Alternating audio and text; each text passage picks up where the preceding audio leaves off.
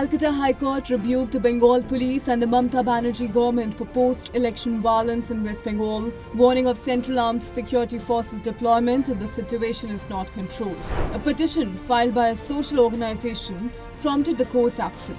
Lawyer Sushmita Sahadatta presented evidence of 11 deaths due to the violence.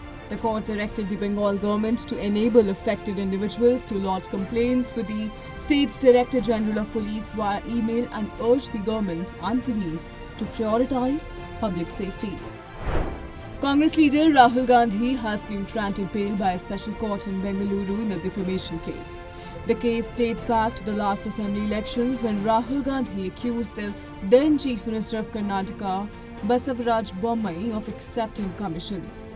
Subsequently, a case was filed against him by a BJP leader. During the hearing, BJP's lawyer Vinod argued that an advertisement published by Congress during the 2023 assembly elections falsely labelled BJP as a troublemaker government. The next hearing is scheduled for July 30. It's worth noting that Deputy CM D.K. Shivkumar and Chief Minister Siddaramaiah, who are also accused in this case, were previously granted bail by the court. Rahul Gandhi had requested exemption from personal appearance. The Karnataka BJP has accused Congress of circulating false advertisements in mainstream newspapers.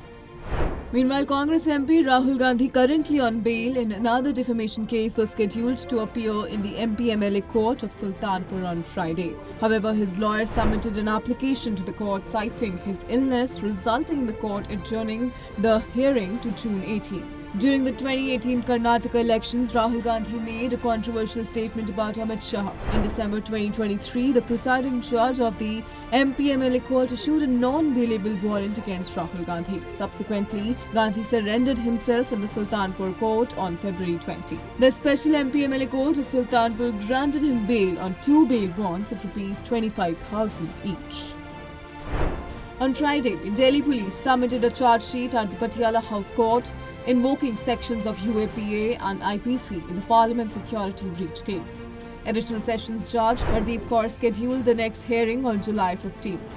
The charge sheet, comprising around 1,000 pages, includes section of UAPA against accused individuals Manoranjan D, Lalit Jha, Amol Shinde, Mahesh Kumawat, Sagar Sharma and Neelam Azad. During the hearing, Delhi police informed the court of pending permissions to prosecute under IPC sections 186 and UAPA section 13. They also stated their intention to file a supplementary charge sheet within 2 weeks. Additionally, the court extended the judicial custody of all 6 accused individuals until July 15. On Friday, the bail plea of Delhi Chief Minister Arvind Kejriwal was under consideration at Delhi's Rouse Avenue Court. Kejriwal's lawyer N. Hariharan expressed concern over not receiving a copy of the reply filed by the Enforcement Directorate and raised objections. ASG S.V. Raju, representing the ED, mentioned their workload besides Kejriwal's case. In response, N. Hariharan requested the court to schedule the hearing for the next week during the summer vacation, citing the need for time to review the ED's reply. The court has set the next hearing for June 14.